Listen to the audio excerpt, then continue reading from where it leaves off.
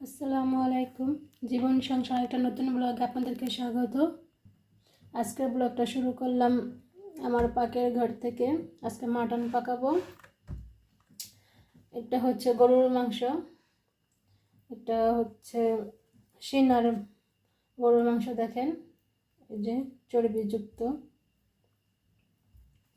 এই সিনার মাংসটাই আমার হাজব্যান্ড পছন্দ করে, আর কোনো মাংস তেমন একটা পছন্দ করে না।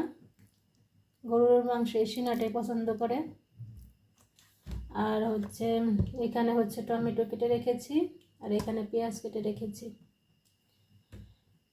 তো দেখেন, আমার এই রেসিপিটা একবার হলো ট্রাই করে দেখবেন, খুব মজা হয়।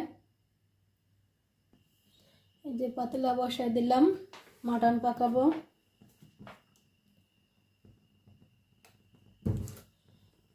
আগে আমি পেঁয়াজগুলো দিব।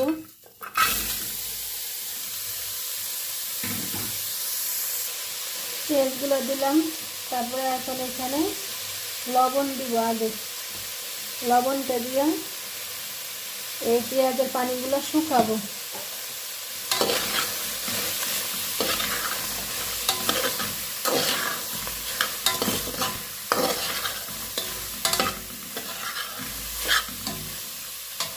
তো দেখেন শুকানোর পরে কেমন হয় পেঁয়াজগুলা। এই যে পেঁয়াজের পানিগুলো শুকায় নিলাম। এখন এখানে তেল দিব অল্প পরিমাণে, কারণ গরুর গোশ থেকে অনেকগুলো তেল বের হবে, এই জন্য অল্প পরিমাণে তেল দিলাম। এখন তেলের সাথে পেঁয়াজটা ভালো করে ভাজবো।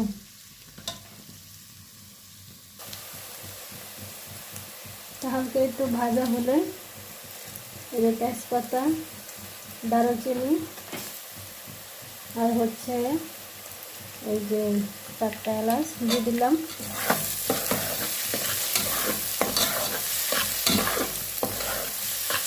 এটাকে আরেকটু ভাজবো।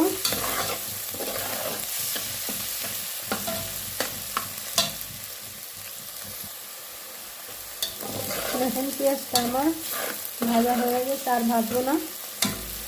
তারপরে এখানে আমি এই গরুর মাংসগুলো দিয়ে দিব। ভাবতেছেন মশলা দেই নাই, গরুর মাংস দিতেছি না, মশলা আমি পরে দিব। আগে এই গরুর মাংসগুলো দিয়ে একটু কষাবো পেঁয়াজের সাথে, তারপরে আমি মশলা অ্যাড করবো।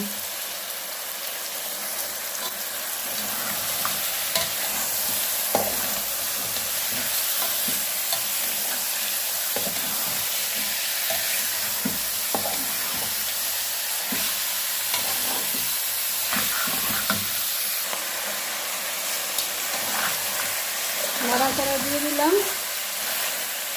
এখন এটা আমি ঢাকনা দিয়ে ঢেকে রাখবো কিছুক্ষণ। এটা দিকে অনেক পানি বের হবে।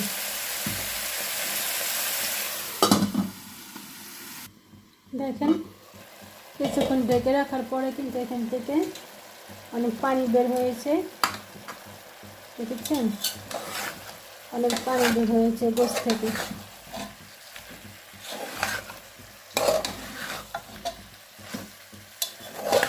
তো এই পানিতেই এইভাবে এটাকে কিছুক্ষণ কষাবো।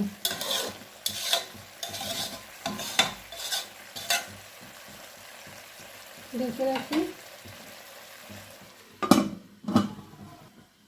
এটা এখন এখানে কষানো হোক, আর পাশে আমি এখন একটা পেস্ট তৈরি করব। এই যে একটা বাটি নিয়ে নিছি, এই বাটিতে এখন আমি এক এক করে সমস্ত মশলা নিব, যা যা আমি মাংসতে দিব। তো দেখেন আমি কি কি দেই। প্রথমেই নিব আদা রসুনের পেস্ট। এই দেখেন,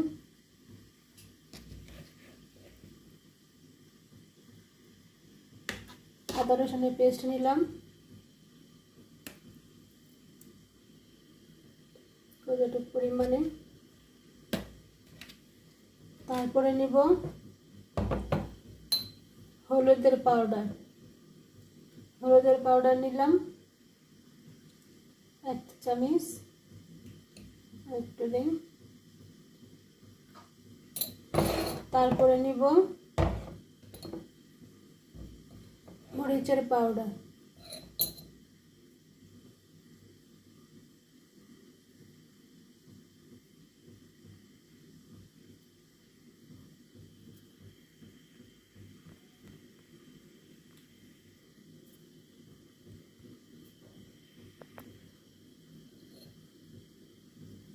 মরিচের পাউডার আর একটু দেব। একটু ঝাল ঝাল রান্না করব, ঝালটা যার যার স্বাদ মতো দিবেন। গরুর মাংসটা একটু ঝাল ঝাল হলে কিন্তু ভালোই লাগে, তাই না? এভাবে কিন্তু বাসায় একবার হলো ট্রাই করবেন, দেখবেন অনেক ভালো লাগে। তারপরে দিলাম ধনিয়া পাউডার। তারপরে এখন নিব জিরা পাউডার, 1 চা চামচ জিরার পাউডার। আর লবণটা তো আমি প্রথমে অ্যাড করেছি ওইখানে মাংসতে, পরে আমি লবণটা দিব। এখন এখানে একটু পানি দিয়ে এটাকে আমি একটা পেস্ট তৈরি করব। দেখেন ঢেকে রাখার কারণে কত পানি উঠেছে, অনেক পানি উঠেছে।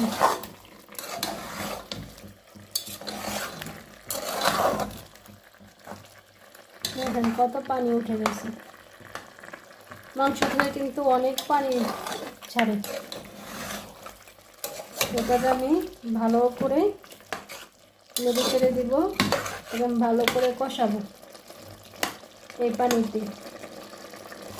যতক্ষণ না এই পানিটা শুকায় যাবে ততক্ষণ আমি এটাকে কষাবো। এটাকে আমি এখন আবার ঢেকে রাখি। দেখেন এইখানে আমি একটু পানি দিয়ে একটা ব্যাটার তৈরি করলাম। এই মশলাটা আমি পরে মাংসতে দিব, দেখতে থাকেন। দেখেন আমার গরুর মাংসটা পানি কিন্তু একদম শুকিয়ে গিয়েছে।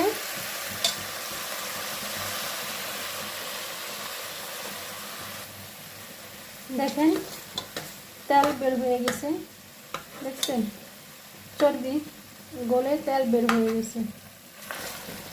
এটা এখন শুকিয়ে গিয়েছে একদম পানিগুলা। এখন এখানে আমি দিয়ে দিব এই কেটে রাখা টমেটো।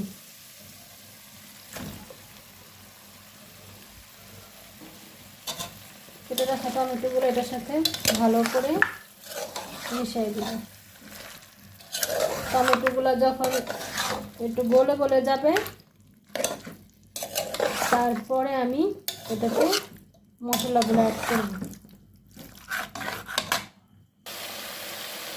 দেখেন টমেটোগুলো কিন্তু এখন একটু গলে গলে গেছে।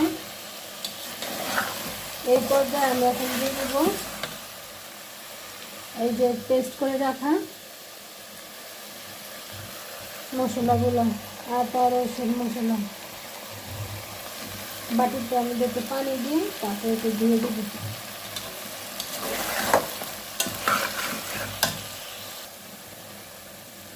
এই যে বাটির মধ্যে একটু পানি দিয়ে বাটিটা দিয়ে দিলাম। এখন এটা মাংসের সাথে মশলাগুলো ভালো করে অ্যাডজাস্ট করে দিব। অ্যাডজাস্ট করে দিয়ে এই মশলার সাথে মাংসটা ভালো করে কষাবো। দেখেন আমার গরুর মাংসটা কষানো হয়ে গেছে। এখন এখানে আমি দিয়ে দিব গরম পানি। পাশের চুলায় পানি গরম বসাইছিলাম, এখন গরম পানিটা দিয়ে দিব।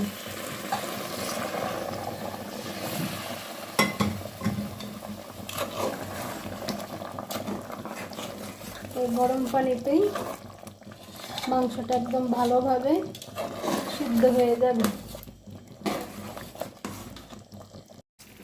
এই যে গরুর মাংস রান্না হয়ে গেছে, এটা হচ্ছে ফাইনাল লুক। পাতিলা চেঞ্জ করে ফেলছি, ওই পাতিলাটা একটু বড় ছিল, এই জন্য কড়াইতে নিয়ে নিছি। আর একটু ভাজা ভাজা করার জন্য নিয়েছিলাম এই কড়াইতে। তো কেমন হয়েছে আমার এই গরুর মাংস রান্না করার রেসিপিটা?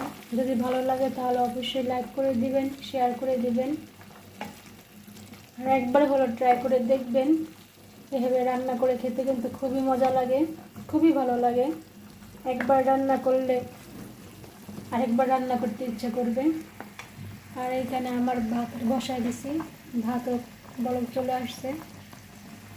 তো ভালো থাকবেন, সুস্থ থাকবেন, নিরাপদে থাকবেন। আল্লাহ হাফেজ। আসসালামু আলাইকুম।